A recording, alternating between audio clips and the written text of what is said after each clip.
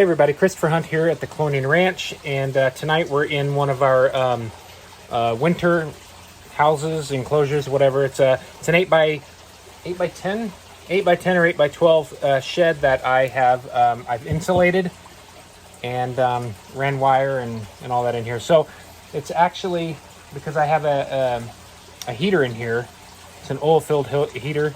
It's 84 degrees in here, and so we keep it nice and warm in here. The humidity is 54 degrees in here right now. It does fluctuate. We control it. There's a vent up here in the ceiling that I have insulation and plastic over that I take off if I want to clear out some of the humidity and change that. But we have, you can see enclosures behind us. Each one of those has aquatic turtles in them.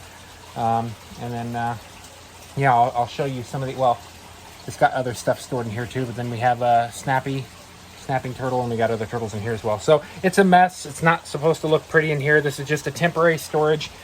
This is for all of the surrenders that came in right before winter, so we needed a place to put them, so we threw this together quick, and it works. Normally we have a nicer winter housing that I'll make another video soon to show you that.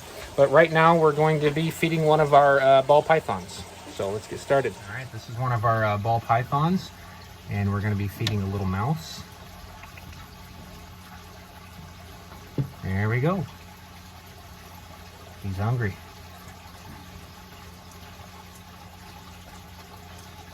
Now, of course, I'm not going to stay here the whole video while he eats it, because it is going to take him some time to eat. I feed him one of these little furry mice, I'd say maybe once a week is all it takes for him. He's a juvenile ball python. You can see I've got to clean this out. He's got some old shed here. Because he sheds off and on here, and I obviously haven't cleaned it since his last shed, and I've got to, you know, change his carpet out for new carpet and clean this. So I'll be doing that. I didn't get to it this weekend, but I'll be doing that probably tomorrow or the next day. But I just want to show you feeding the ball python. Like I said, it's going to take him a little while to eat it, so I'm not going to do the whole video.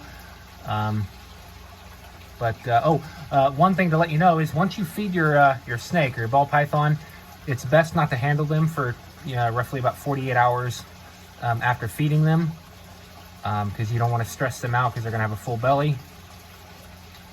And again, you don't want to overfeed. So like I said, this ball python eats a mouse this size once a week. And believe it or not, I do switch it up. I don't just do mice. I have fed some frogs, actually. I have frozen frogs that I've frozen over the winter that I got out of the creek. And I've actually thawed out a frog and given it to him. He's sucked her on down pretty well. So it's just fascinating to watch these guys eat. They can actually unhinge their jaw to double the width of their mouth, roughly, and so they can eat prey that's bigger around than their head. And once they do start to shed, he'll start to get like ashy colored or grayish, and you'll see the eyes get cloudy. Right now his eyes are clear. He's actually a little dehydrated now that I see it. Right behind his head, you'll see these like wrinkles. I don't know if you can see little wrinkle lines. Whenever he turns and creases, and he's got some right out at this bend as well. Whenever that happens, obviously you're going to have some crinkling, some like wrinkles or whatever you want to call it in there. That's to be expected, but it should be fairly smooth. The fact that it's crinkling up and showing those wrinkles in both those areas tells me that he's not fully hydrated. So I'm gonna oh, and that's why I just realized I took out his water bowl to change the water the other day, and I didn't put it back in. So stupid me. I'm going to be putting that back in there, and that will fix the hydration issue. So you can see on that bend right there, when it starts to wrinkle up like that, see if I can get it closer, that is a good indication that they are getting hydrated or dehydrated. Yeah, see, it shouldn't be happening. If you look at each one of those bends, you have those wrinkles. That means that he's definitely dehydrated. So I'm going to put the water bowl back in here. I have it in here and cleaned out already. I just forgot to put it back in. So I'll take care of that. Easy fix. But as I was saying, when they're ready to shed, you'll see that their eyes will start to get cloudy. And that's because there's a layer of liquid like water that builds up underneath that outer layer that's going to shed, and that's to help separate it.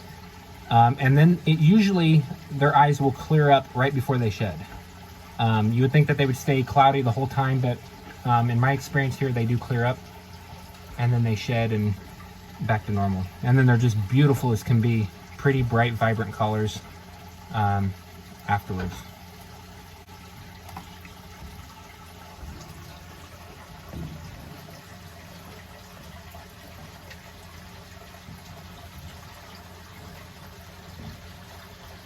Let's see if I can leave it here and let you watch.